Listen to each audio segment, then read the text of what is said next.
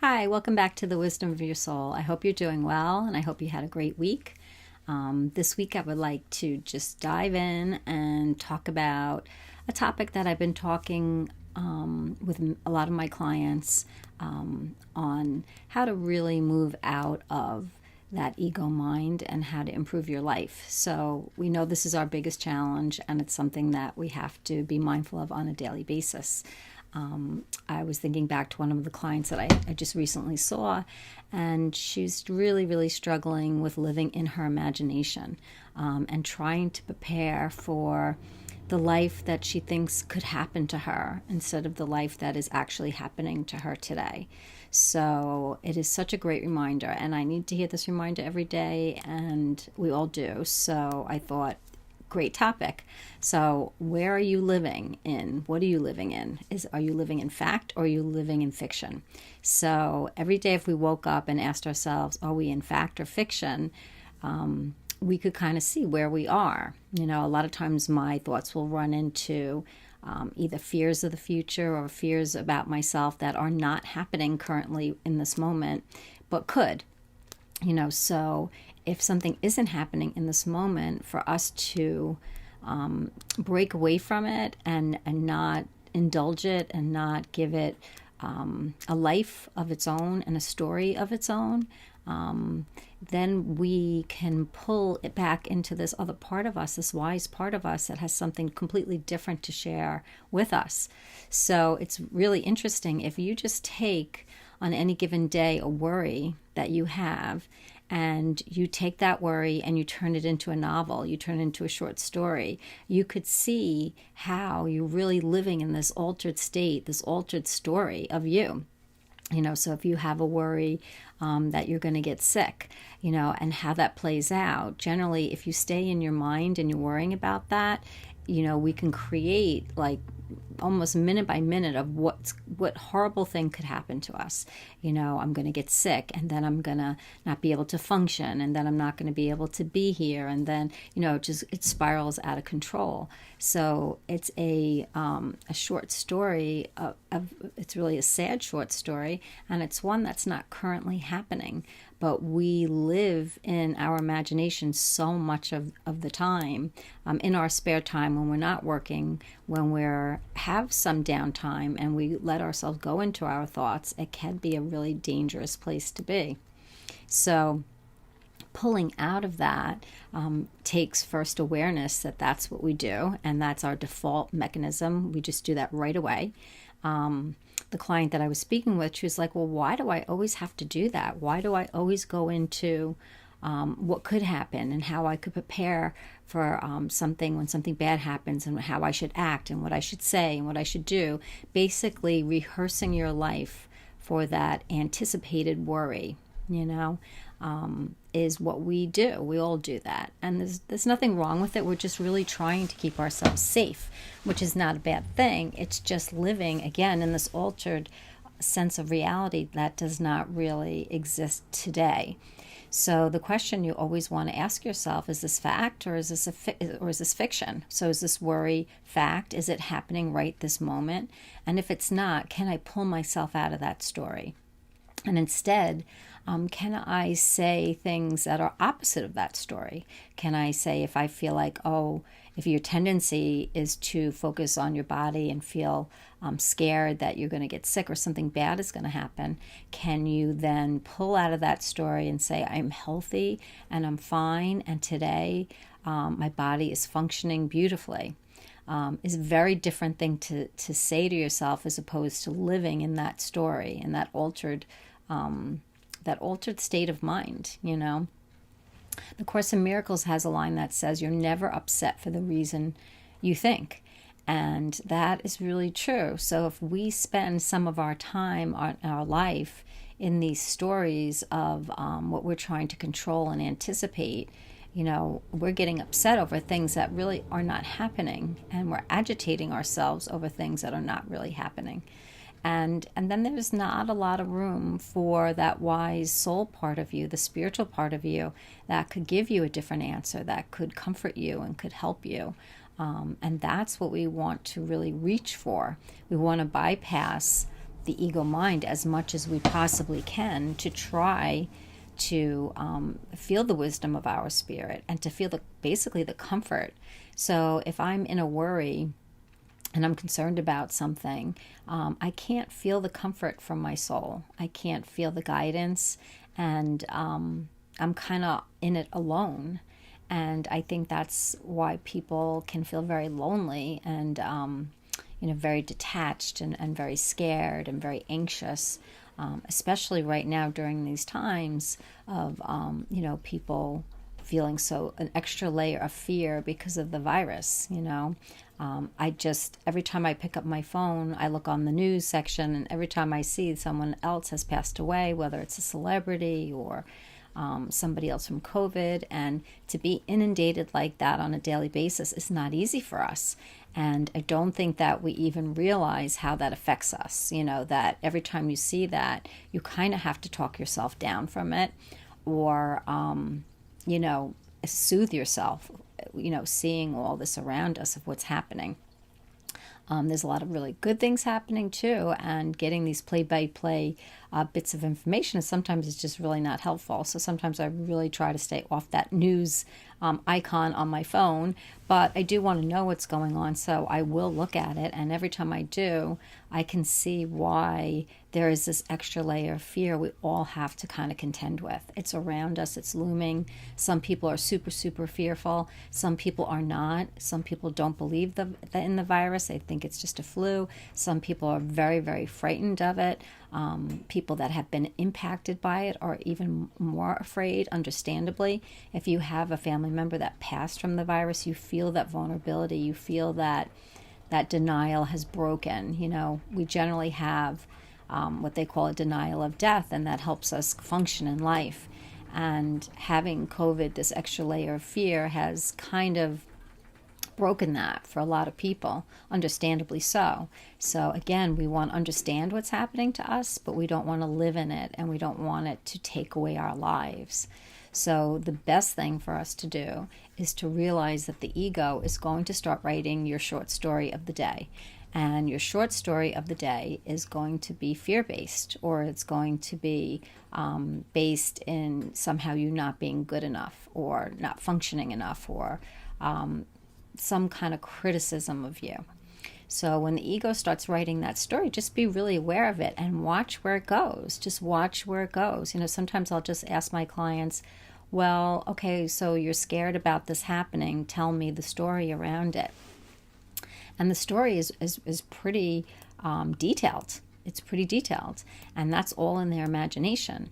And when we live in our imagination like that, it's easy to create it. Not that we're going to create it, immediately, but we kind of see the path to that. And we don't want that. We really don't want that.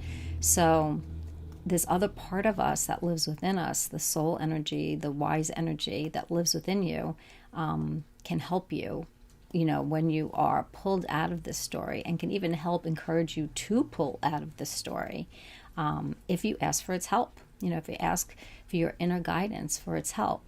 The ego, what it wants to say to you. That it's filled with criticism and doubt. We know what it has to say in its voice, and it speaks very, very loudly. And we want to turn down that volume. And we want to take the story of our day and just close it and put it aside for 5 minutes. Just take it and put it aside for 5 minutes. Take the fiction of your life and move back into the facts of your life. And the facts of your life is that right now everything's fine. Right now you're safe. Right now you're taken care of and you're fed, and basically all your needs are met right now. So that's really where we want to stay, and that's where we want to be. So how can we stay there and not let this ego run our lives? How can we do that? By every time it happens, that we just pull out of it, that we recognize it. That's the first thing. I think a lot of people don't even recognize that they're living most of their day in a story as they're going about their day, which makes them extremely preoccupied, and makes them very difficult for them to be present. And when you can't be present, you'll notice that you'll be doing things like forgetting a lot of things, losing your keys, misplacing your wallet, not remembering, people's names, all kinds of things that happen when we're not present, falling, getting into accidents, because we're running this story in our mind as we're functioning in our lives. And to have those two stories coexisting at the same time can be extremely distracting. It is like texting and driving, and that a lot of people have that running in their head. And I do too at times, and I have to pull myself out of it and ask my soul for its guidance, its wisdom, and also mostly its comfort. So if my tendency is when I'm upset about something is I tend to deflect it onto something that might be physically wrong with me. So I'll start focusing on, my leg that hurts, or a toothache, or I'll start focusing someplace else when something else is bothering me. And so Spirit has helped to point that out to me, to say that that's fine, it's just a distraction. But again, you're never upset for the reason that you think. And feeling overwhelmed in this day and age is understandable. So no matter what coping mechanism you might use to help you with that is okay, but you do want to help yourself out of it to get the comfort. And that's the biggest thing, is the comfort of your soul. Religious people will say it's the comfort of God, of the Holy Spirit. Doesn't matter what you want to call it, whatever you resonate with, whether it's God, whether it's, source, love, but whatever it is, we all have it within us, and we all can reach it and connect more to it for guidance and for comfort, and also to help us manage this ego, who is very loud and very, sometimes not really so helpful. So that's why you want to see and be aware, have that insight with yourself of what's happening. So if you wake up and you're feeling pretty good, ego is probably pretty quiet that day. So you're having a good day and you're just enjoying your day and you're present in the moment. In those moments when that's happening, you are more in your spirit, you're more in your soul.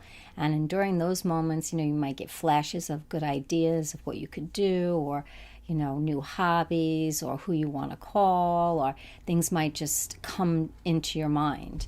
And that's all really connecting to your soul, and that soul energy is. It's really the absence of this ego mind dominating to the extent that you can't hear it. So you connect to your soul often, you're just not realizing it, you're not seeing it, and you're not feeling it. So if you know that you're running a story, if you know that that's happening, just say, okay, I know what I'm doing, and it's okay. We don't want to beat the ego up. That's the last thing that we want to do. It's kind of counterproductive. What we want to do is just ask for help to move out of the ego and just visualize your soul energy within you, or visualize your soul energy like we were talking about last week, sitting on the other side of you and looking at it and saying, please help me deal with this ego mind who's like driving me crazy. The ego is what keeps us up at night, not really what's happening in our lives. What keeps us up at night is our imagination, and what the ego is feeding it. And that can just grow and grow and grow. And then we become almost like childlike, that we're afraid of monsters in our room, because that's what the ego makes these fears so magnified and so real, and so scary. So we need the soul energy. We need that guidance to say, you're fine, everything is good, and nothing bad can happen to you. You're an eternal person, and you're safe, you're protected, you're guided, and you're always, always looked after, and you're always taken care of, which I think is the most supported feeling to feel. And I guess that's my biggest push for people to connect to their soul energy, because you feel this amazing support system. And right now we need it. We don't really have a lot of support in some ways because we can't be with each other as much. So we're missing some of our support systems. So the soul energy is certainly a beautiful, beautiful support system filled with people that have passed on. And if you believe in angels and guides and whatever you believe in, just visualize that as a support system for you, so that it could help you out of the short story of today. So today, I just want you to practice fact or fiction. Every time you go into your mind, you catch yourself thinking, is this a fact that you're thinking about? And is there something you can do about it? Or is this fiction? And if it's fiction, that you just want to move out of it and say, well, this is not happening right now. And I'm going to move out of these thoughts, and I'm going to ask my soul for its opinion, and to help me. And then just try to sink into your body and see what you feel. See if you feel some sense of peace. See if you feel some comfort. Just wait for your soul to communicate with you in the way that you can hear it and feel it and see it. And it will never fail you if you give yourself the opportunity, if you give yourself these few minutes to be with yourself in a different way. You'll feel the support that you need for today. You'll feel the guidance that you need for today. You'll even hear affirmations. I'll hear affirmations from my clients. So whatever their ego is saying, my soul will give affirmations of the opposite. So if they're having a day that is really, that they don't feel secure in themselves, or they feel that they have to be so perfect, I'll give them an affirmation that says, it's okay not to be perfect. I am human, but I am doing the best that I can, and that is good enough. And, that's a really powerful affirmation for somebody who's a perfectionist. For someone who's a perfectionist, reminding yourself it's okay to not be perfect is so relieving. And if you say that to yourself on a daily basis, because I think a lot of people feel like they have to be perfect, it takes the weight off of you, because you can embrace your imperfections. You can just say, I am not perfect, and I'm a human being, and that is okay. But I know that my heart is in the right place, and that's all that I need. So that's something you'll hear from this energy. And then when you're saying that kind of affirmation, or you're saying what comes to your mind that's better than what the ego is speaking, you'll feel the comfort. You'll just feel comforted. And that we need right now. We need you to feel comforted in this crazy world that we're living in right now. It's the most beautiful feeling of comfort and peace, that just this knowing, this sense that everything is fine. And you probably have had that once before, twice before, many times before in your life, that out of nowhere, you just got this sense that, everything's okay. And that's your soul energy. So you want to be able to connect to that more, and you want to access that when you need it, because it really is a beautiful coping mechanism. And it's one that doesn't make you have to rely on drugs, alcohol, smoking, food. It is probably one of the healthiest coping mechanisms we could find, if we give ourselves the chance to access it. So practice that today. Remember, is the story, your short story of today, is it fact or is it fiction? And if it's fiction, can you move out of the ego and move back into the soul, the wise part of you, and ask for that comfort and that relief and wisdom that will come right to you.